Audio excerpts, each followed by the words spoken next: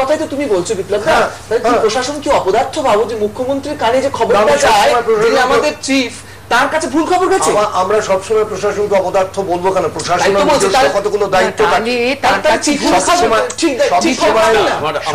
বিপ্লব তুমি একটা জিনিস ভুল করছো, যেটা কৌশিক বলছে সেটা হচ্ছে যে প্রশাসন প্রশ্ন করছে, প্রশাসনকে অপদার্থ বলেনি কিন্তু। না না না, বলছে আমাদের প্রশাসনকে একটা কথা পুরোটা না শুনে বলো না, ও বলছে আমি পুরো শুনলাম জিনিসটা, তুমি বলতে আরম্ভ করলে বলে শুনতে পেলে না। শোনো, ও বললো যে আমাদের প্রশাসন কি এতটাই অপদার্থ যে মুখ্যমন্ত্রীর কাছে ভুল খবর পৌঁছে দিচ্ছে, এইটা প্রশ্ন করেছে। মুখ্যমন্ত্রী যদি বলেন যে ঠিক আছে, ল এন্ড অর্ডার ঠিক আছে, দিন ধরে শুনে আসছি, 1 বছরের বেশি কাল ধরে শুনে আসছি মুখ্যমন্ত্রী হিটলার, মুখ্যমন্ত্রী ফ্যাসিস্ট, মুখ্যমন্ত্রী মুসোলিনি, মুখ্যমন্ত্রী নরখাদক, এসব করে আমরা বলিনি, কেউ বলেছে। আপনার সতীর্থ বলেছেন, যাদের সঙ্গে আপনি মিছিলে হেঁটেছেন, যে মিছিলে আপনি হেঁটেছেন সেই মিছিলেই মুখ্যমন্ত্রীকে তার মুখের দুপাশ দিয়ে রক্ত ধারা নামিয়ে দেওয়া হয়েছে। এটা কৌশিক তুই বল এইবার যে শোনো, এই যে জিনিসগুলো এসেছে কিছু কিছু সমস্তটার উপর কন্ট্রোল থাকে না, আমরা কিন্তু বারবার বলেছিলাম, এবং যখন আমরা দেখতে পেয়েছি সেগুলো সরিয়ে দিয়েছি। বলবো না কন্ট্রোল থাকে না, একটা একেবারে যার সঙ্গে আপনার যোগাযোগ নেই, কিন্তু কন্ট্রোল তো থাকে যারা আপনার বন্ধু। ধরেন আমি নামটা করবো না ভেবেছিলাম, দুঃখের সঙ্গে নামটা করছি, তার নাম হচ্ছে শুভা প্রসন্ন। আজ সন্ধ্যেবেলায় আরেকটি টিভিতে তিনি গলা ফুলিয়ে ঘোষণা করেছেন যে তিনি তৃণমূলের সঙ্গে আছেন। খুব আপনি হাঁটবেন তার সঙ্গে? আমি এটা যে শুভদা আমাকে একটা কথা বলতে দাও না,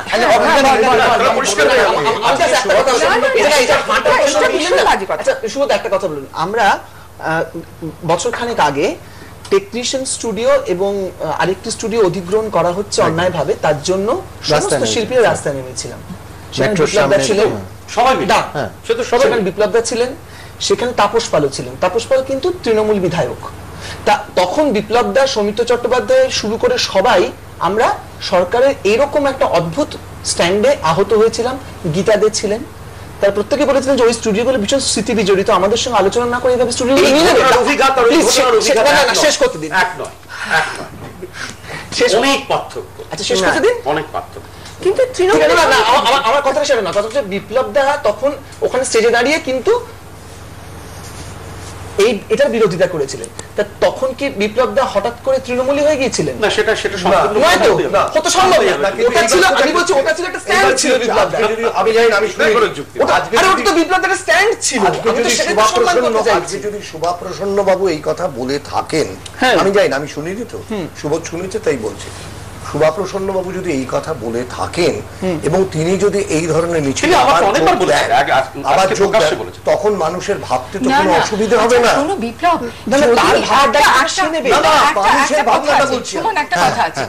যদি আমাদের বন্ধু বান্ধবদের মধ্যে কেউ তৃণমূল সাপোর্ট করে, এটা তো একটা গণতন্ত্র, করতেই পারে। গণতন্ত্র করতেই পারে, তাহলে তখন এই প্রশ্নটা করা যায় না যে গণতন্ত্র নেই। না না, কি মুশকিল, গণতন্ত্র বিপন্ন না, গণতন্ত্র বিপন্ন নয়। আমি অনেকগুলো জায়গায় শুনেছি গণতন্ত্র নেই, এই সরকার ফ্যাসিস্ট, এটা বারবার বলা হয়েছে। আচ্ছা, এবারে একটা কথা বলি, একটু অনেক পার্থক্য আছে, একটা কথা বলি।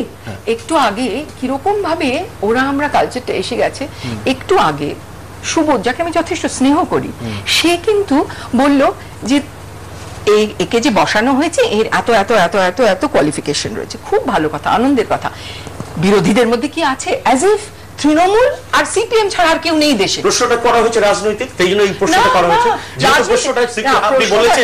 আপনি বলেছেন, দুঃখ করে বলেছেন, আর সুবোধের সঙ্গে কালকে যেতে যেতে সুবোধও বললো, সুবোধও কিছু প্রতিবাদ করেছে কিছু কিছু অ্যাপয়েন্টমেন্টের ব্যাপারে।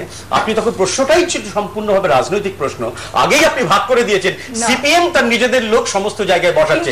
এটা যদি না বলতেন তাহলে আমি কারণ সিপিএম প্রশ্নটা কেন হচ্ছে বলুন তো সুবোধ বাবু? ক্ষমতায় আছে বলে। আপনি ক্ষমতা থাকলে আপনাকে তাই বলবেন। সুমন, একটা কথা, ক্ষমতায় থাকলে আর কি সেটা তুলে দিয়ে ইনভাইট করলে তো উত্তর দেবেন। না না, তা নয়। আপনি তো উত্তরটা নাও দিতে পারতেন। এক সেকেন্ড কৌশিক, একটা কথা, আপনি কালকে তাহলে উত্তরটা দিলেন না। আপনার যদি মনে হয় যে রিনাদির প্রশ্নটা একটু রাজনৈতিক ছিল, কিন্তু ব্যক্তিগতভাবে মনে হয় বিপ্লব, আমাকে একটা কথা বলতে দাও। না, আমাকে একটা কথা বলতে দাও। আমি বলছিলাম শেষ করতে দাও, কথাটা আমি শেষ করতে দেওয়া হলো না।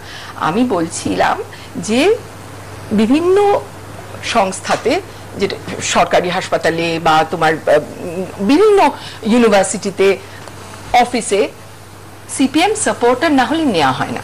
আচ্ছা, সিপিএম সাপোর্টার না হলে নেওয়া হয় না, তাতে সুবোধ বললেন যে এর এত কোয়ালিফিকেশন আছে। তৃণমূলদের মধ্যে কি আছে? কিন্তু তৃণমূল ছাড়া প্রথমত কোন রাজনৈতিক দলের মধ্যে নেই, তৃণমূল ছাড়া অন্য রাজনৈতিক দলের মধ্যে আছে, হয়তো কংগ্রেসের মধ্যে আছে, হয়তো অন্য কোন রাজনৈতিক দলের মধ্যে আছে। এরকম মানুষ কি আমাদের রাজ্যে নেই?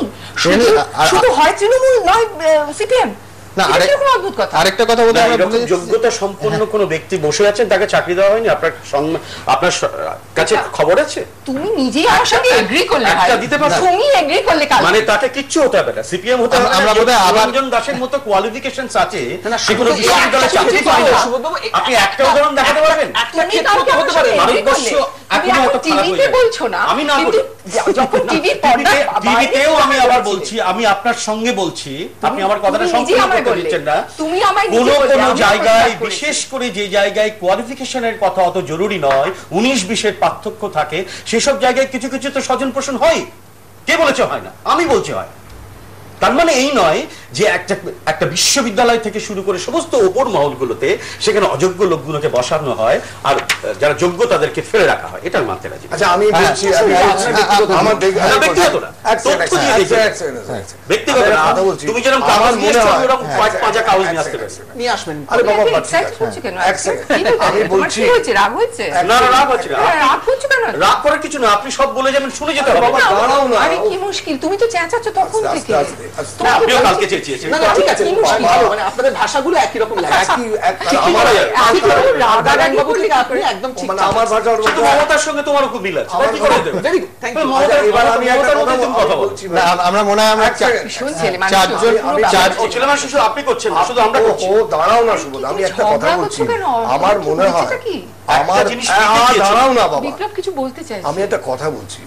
আমি একটা যৌথ পরিবারের মধ্যে রয়েছি, কেমন? আমার সেই পরিবারের মধ্যে ভাইয়ে ভাইয়ে, কাকায় কাকায়, জ্যাঠায় জ্যাঠায় বিরোধ হচ্ছে।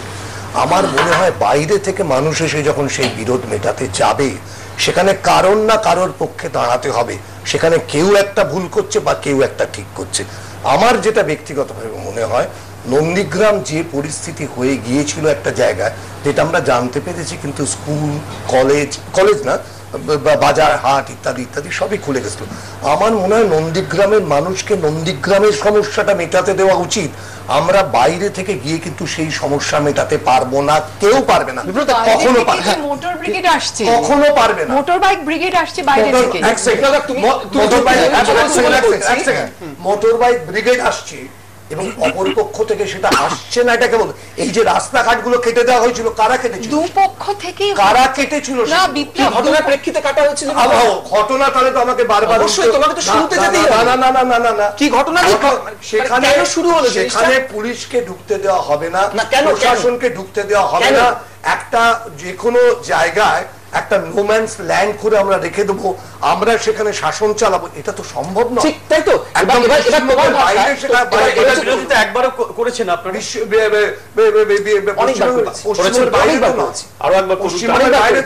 অনেকবার করেছি। কারণ কেন বুক বাজিয়ে কেন করবো জানেন? এই যে বান্দোয়ানে হলো, মারা হলো, আপনি প্রতিবাদ করেছেন? প্রতিবাদ একবার যেতে চেয়েছিলেন বান্দোয়ানে? আপনি যেতে চেয়েছিলেন?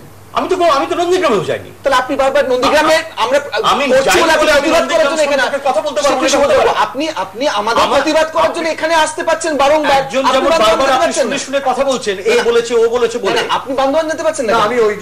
আমি যেতে পারছি না এই কারণে আমি যেহেতু নন্দীগ্রামেও যাই, আমি পুরোটাতেই যাই।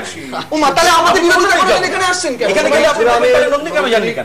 তাহলে আমি কান্তাপুরের জন্য আপনার সঙ্গে তো বহুবার রাজনীতিবিদদের তো কিছু কাজ করতে দিন না। আমি তো সরাসরি সিপিএম এর প্রচার করেছি সারা পশ্চিমবঙ্গে, প্রচার করেছি। জানি তাহলে সারা পশ্চিমবঙ্গে সিপিএম এর প্রচার করেছি। সুমন, এটা বন্ধ করো, কারণ ভীষণ বিচ্ছিরি চাঁচামেচি। সারা পশ্চিম না, আর একটা জিনিস, সেটা হচ্ছে যে আমরা চারজন এবং ওই স্টুডিওতে দুজন ইন্ডিভিজুয়াল নিয়ে আলোচনা শুরু করেছিলাম। আমার মনে হচ্ছে মানে লেফট আর নন লেফট বা সিপিএম আর তৃণমূল, এই বিভাজনটা বোধহয় আমরাও করতে চাই না। তাই না? কেউই চাই না, মানে এই লেভেলটাকে একেবারেই চাই না। বিশেষ করে আরেকটা দুর্ভাগ্য যেটা হচ্ছে, আমরা রিনাদি শিক্ষাক্ষেত্রে নিয়োগ নিয়ে মানে সিপিএম অথবা তৃণমূল যেভাবে চলে এলো, মানে প্রসঙ্গটা যে শিক্ষাক্ষেত্রে নিয়োগ আমরা বোধহয় ভুলে গেলাম। এই প্রসঙ্গ রিনাদি